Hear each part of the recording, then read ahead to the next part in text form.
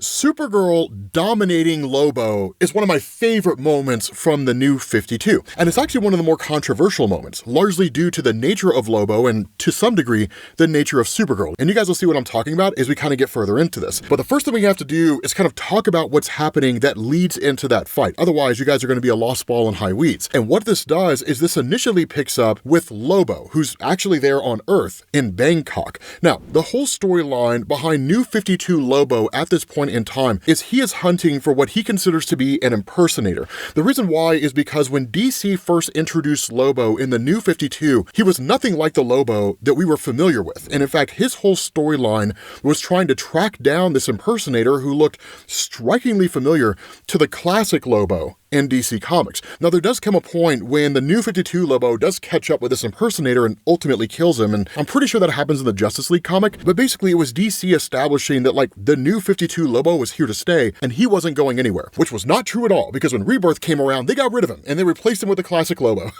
who's still there to this day. However, despite the fact that his personality and mannerisms are different, he's every bit as powerful as the traditional Lobo, which is really the only thing that matters when it comes to his character. And so this hunt for this impersonator will lead him into direct conflict with Supergirl when he's basically told by his handler, I'm sending you coordinates to a person who can tell you what you need to know about what happened on this world, the impersonator that was here, and where they may have gone to next. Because at this point, the impersonator's gone, right? They've basically disappeared. And so at that point, it switches over to the block, and a woman by the name of Shea Veritas. Now, Shea Veritas was in a lot of ways a kind of friend to Superman, which is to say she runs the block, which initially was caught up in this kind of weird temporal maelstrom, but was ultimately saved. And so she's one of these where, depending on the circumstance and what Superman needs, if there's some boost to his power or some aspect, some new part of his power he doesn't fully understand, that she kind of helps him figure all that stuff out. But she's really more important for Supergirl than anything else.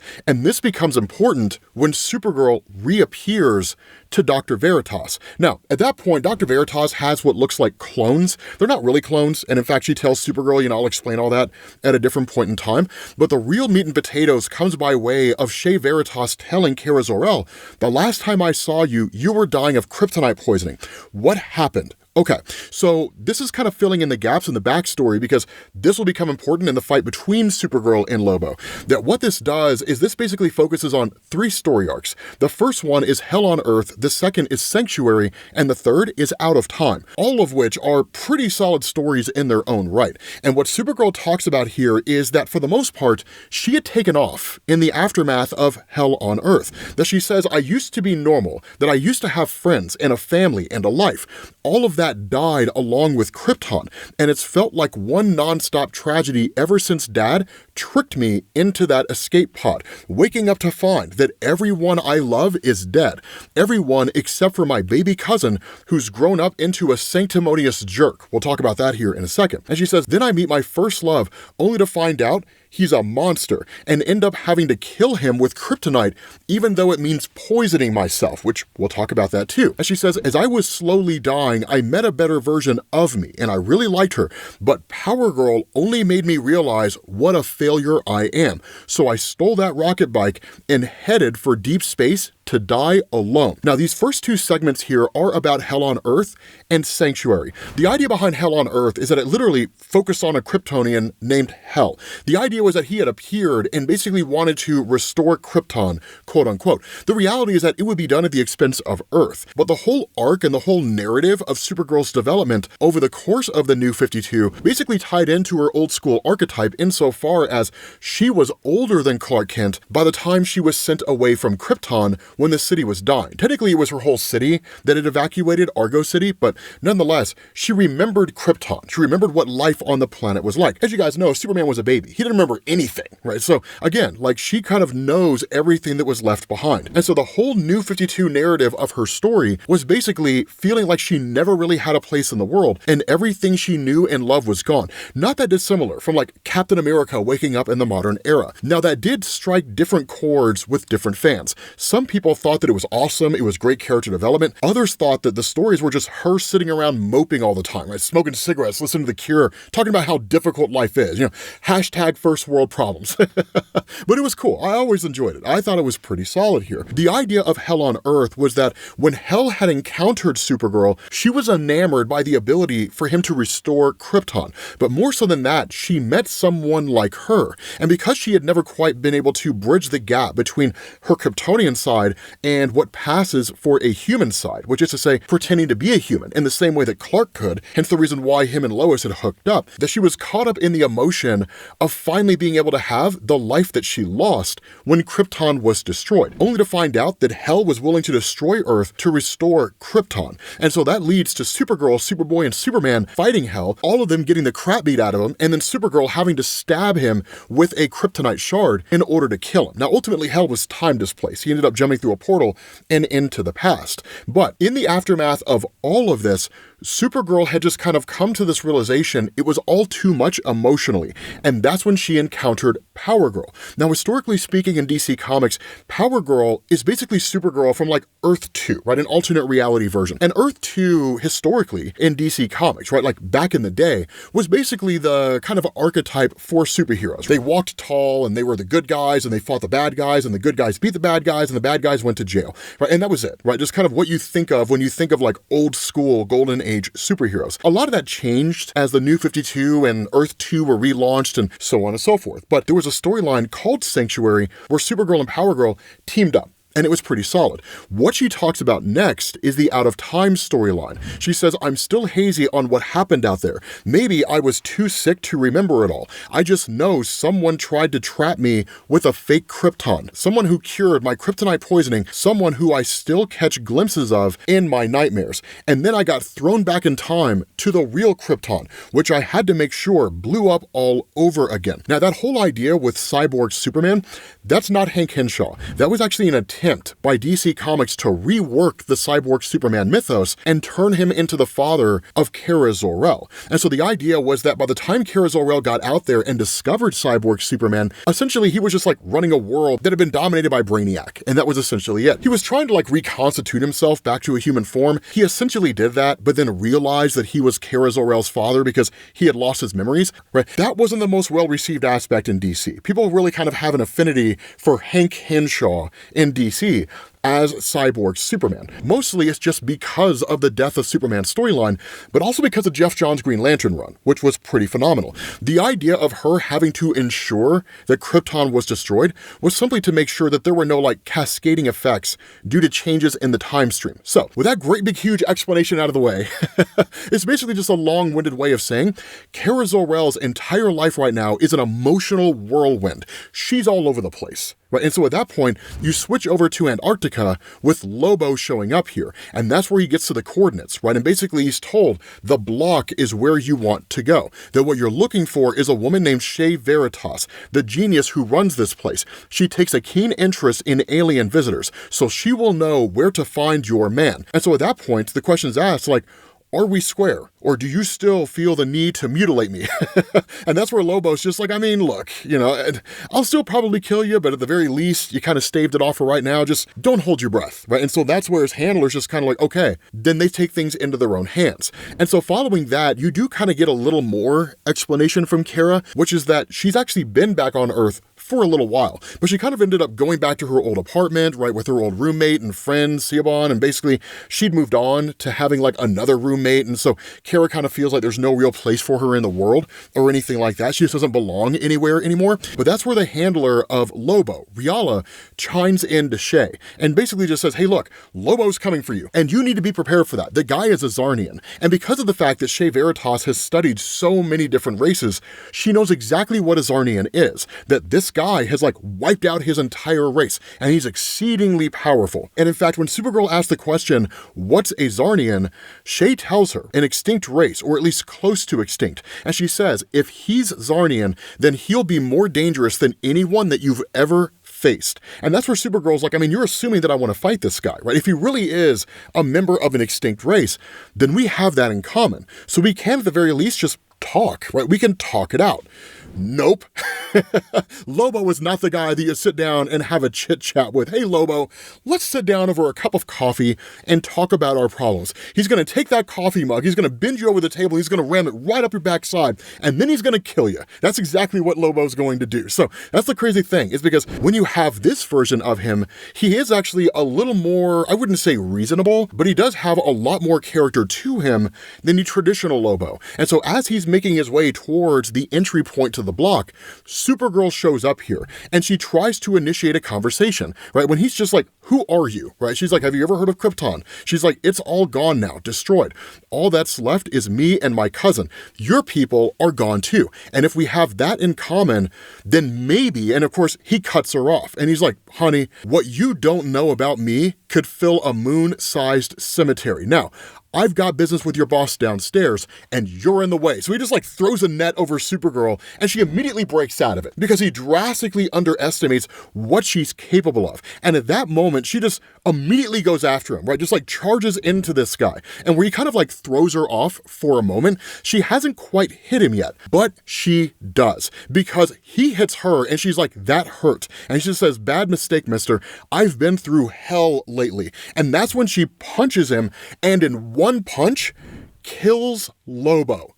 She kills him with one hit, right? Like Supergirl was overpowered back in the day, but there's actually a lot more to this than there initially seems to be. And so at that point, you switch over to the inside of the block where they've removed all of his clothing and they're actually going through and analyzing his body. Shea Veritas is just ecstatic about this, right? She's like, begin recording. The deceased is male, appears to be 27 Earth years in age, 1.8 meters tall, 103 kilograms. Occupation, assassin. Species, Zarnian. Name, Lobo. And of course, they're all kind of talking to each other. I still can't believe it, Kara, right? We're mapping the genome of an actual Zarnian. And it's like, I heard they can heal from almost any injury, but this one has definitely flatlined. And Kara feels terrible about it. Well, she feels terrible about the fact that like she killed a dude in one punch. She's like, he kicked me in the face and everything went red. And it was like everything that I've been through lately, all that pain and loneliness and anger, all of it was in that punch that I threw. But I swear, I wasn't trying to kill him. And so that's where she's frustrated because she's like, I don't even know how strong I am. I don't even know my own strength. It was never my intention to kill this guy. All that frustration is bubbling up. And that's kind of the nature of things, right? As human beings, and that's what I loved about Supergirl in the New 52. It's why I loved her run, is because she felt more human than Superman. Because like we experienced that.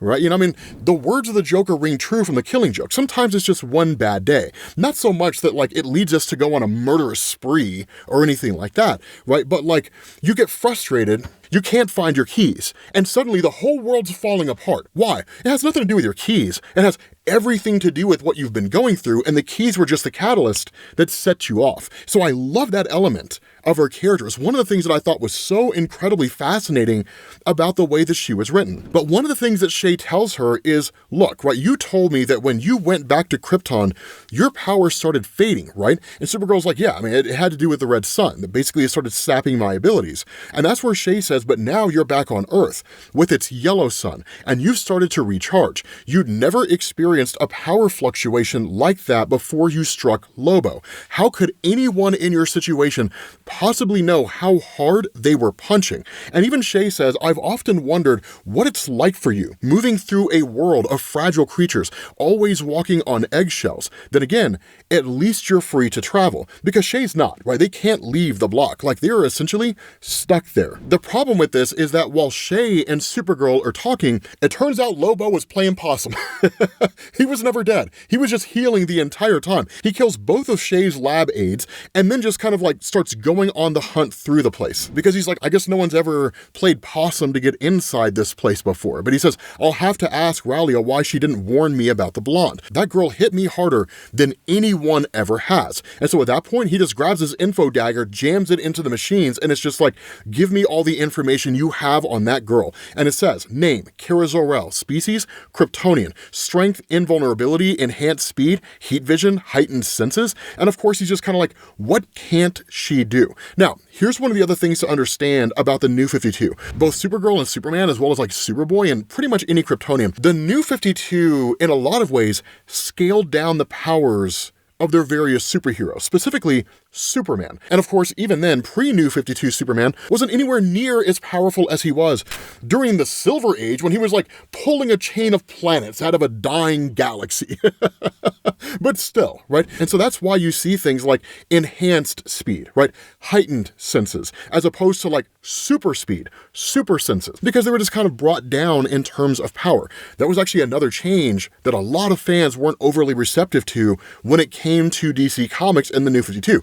They wanted a version of Superman and Supergirl that were cracked. That's what people wanted.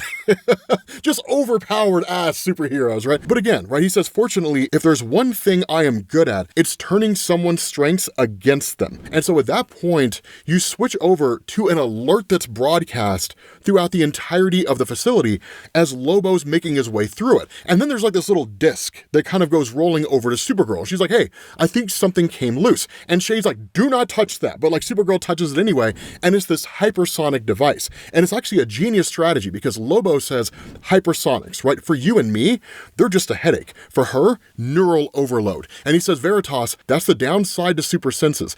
They amplify everything. And he just kind of looks at her. He's like, don't go anywhere, kid, right? You and me have business when I'm through with the doctor. So of course, at that point, Shay takes off running. She ends up activating a fusion orb, basically a miniature yellow sun, which Lobo is kind of blinded by momentarily. And then Shay takes off to what looks like this archaic door. When she opens it, it's Xenocontainment Module 5, which actually houses Blaze. Now, Blaze is not going to be a significant part of the story, right? You see her this time and one other time. The whole idea behind Blaze, though, is Blaze is basically a demon, and a very, very powerful one. And in fact, more recently, Blaze has taken over control of Hell, or had taken over control of Hell, when Lucifer Morningstar abdicated the throne. So Blaze is exceedingly powerful. But again, the whole reason why Blaze is here is for the same reason that this whole facility is stuck down by the Earth, right? That whole great big huge temporal maelstrom and everything. Blaze was caught up in it, and it's just kind of been held captive here ever since. But again, they're not overly important. That it's one of these things where Shay is just kind of like, you have to help me, right? Like there's a guy coming to kill me and he likely means to kill you too. Blaze doesn't really care anything about that. Blaze just basically teleports away after talking to Shay for like a moment or two. And that's when Lobo catches up to Shay yet again. And he says, like, do you really think that mini sun trick would kill me off? And Shay just asked, right, like, who put a contract on me? Exactly who did I piss off out there? And Lobo's like, whoever said that I came to kill you? Nobody ever said that I came to kill you. You assumed that and then convinced yourself that it was true. But because of the fact that there is a yellow sun orb here, Supergirl, her powers become amplified. But one of the things to always remember is that with Supergirl, an amplification of her powers also means an amplification of her emotions, because she's not very emotionally intelligent. And so because of that, her rage begins to take over. Because at that point, Lobo shows up and he's like, you know, I only really wanted your help finding somebody. Of course, now that you've flash fried me, all bets are off. And that's where Shay tells him, I did not set off the fusion orb to hurt you. And when Lobo asks, well, then why did you set it off at all? She says, here's a clue. The orb is yellow. And Supergirl smashes down the door. And it's just like, last time I killed you by accident. This time, you've got it coming. And so at that point, you switch over to this knockdown, drag-out fight between the two. Because in the midst of all of this, she's grabbing Lobo and just throwing this guy around like a rag doll.